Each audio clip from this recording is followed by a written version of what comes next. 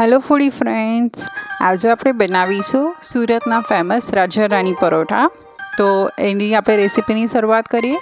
તો મેં એના માટે 1 બાઉલ ઘઉંનો લોટ લીધેલો છે, 1 બાઉલ મેદો લીધેલો છે,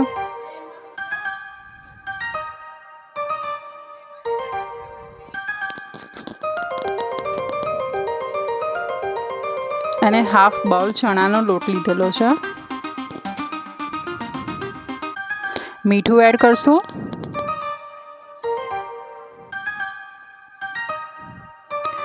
મોણ માટે તેલ એડ કરશું,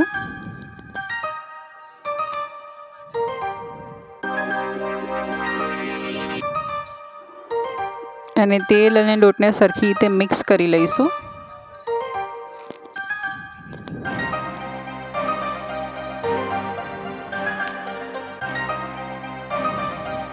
પાણી દઈને લોટને બાંધી લઈશું।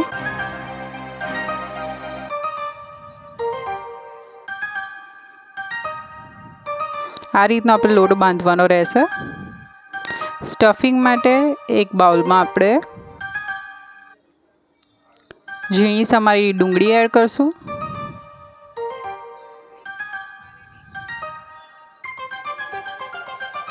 ઝીણી સમારેલી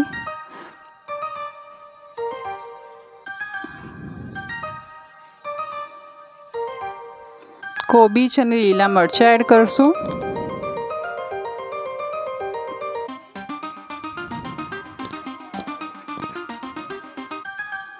ઝીણા સમારેલા કેપ્સિકમ એડ કરશું,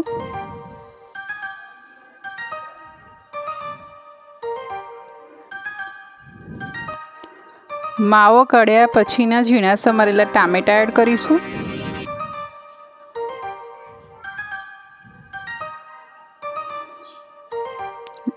કોથમીર એડ કરશું। આ બધું મેઝરમેન્ટ તમે તમારા માપ પ્રમાણે લઈ શકો છો, જેવું વધતું ઓછું કરી શકો છો, જેવું તમને ભાવતું હોય।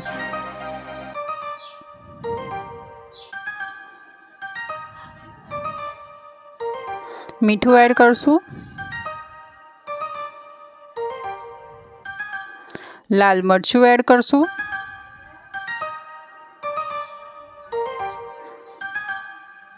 હળદર એડ કરશું, ગરમ મસાલો એડ કરશું,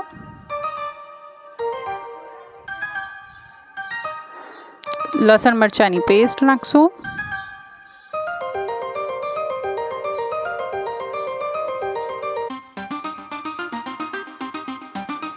રેડ ચીલી સોસ એડ કરશું,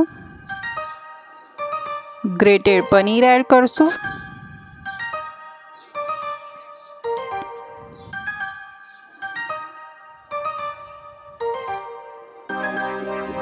મેશ બટાકા એડ કરશું,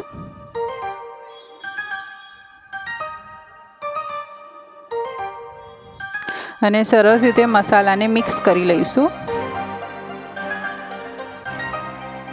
મસાલો સરસ મિક્સ થઈ જાય એટલે આપણે જે લોટ બાંધ્યો હતો એનો લુઓ લઈશું। લોટ ડસ્ટ કરીને તેને પરાઠાને આપણે સરસ રીતે વણી લઈશું।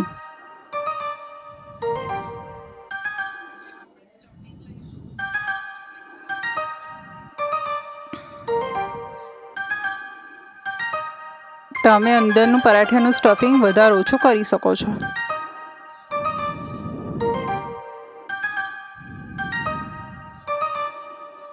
હળવા હાથે પરાઠું વણી લઈશું।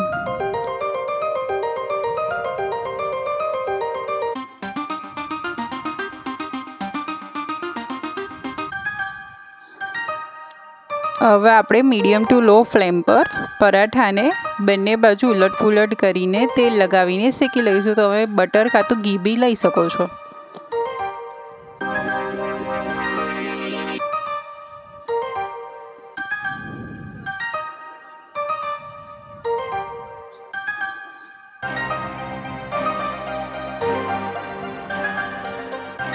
જો આપણો સરસ પરાઠો શેકાઈને તૈયાર થઈ ગયો છે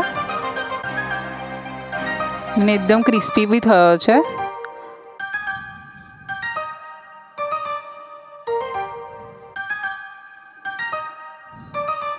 હવે આપણે આપણું જે સ્ટફિંગ બનાવ્યું હતું તેને એક વાસણમાં લઈને ફ્લેમ ઓન કરીને આપણે થોડું હલાવી લઈશું.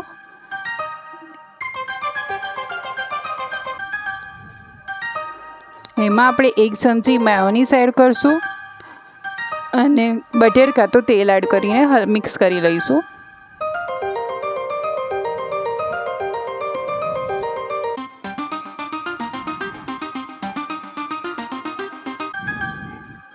આપણે જે પરાઠો બનાવ્યો તેને કટ કરીને અને આપણે જે સ્ટફિંગ બનાવ્યું મેયોનીઝવાળું તે એની ઉપર એપ્લાય કરશું.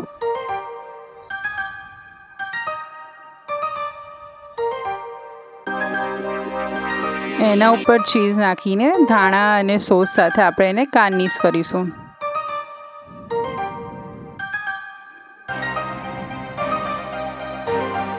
તો મારો રાજા રાણી પરોઠો તૈયાર છે. તમને મારી રેસીપી ગમી હોય તો મારી ચેનલને લાઈક અને સબસ્ક્રાઈબ કરવાનું ભૂલતા નહીં. તમારા ફેમિલી અને ફ્રેન્ડ્સે મારી ચેનલ શેર કરવાનું બી ભૂલતા નહીં. Thank you.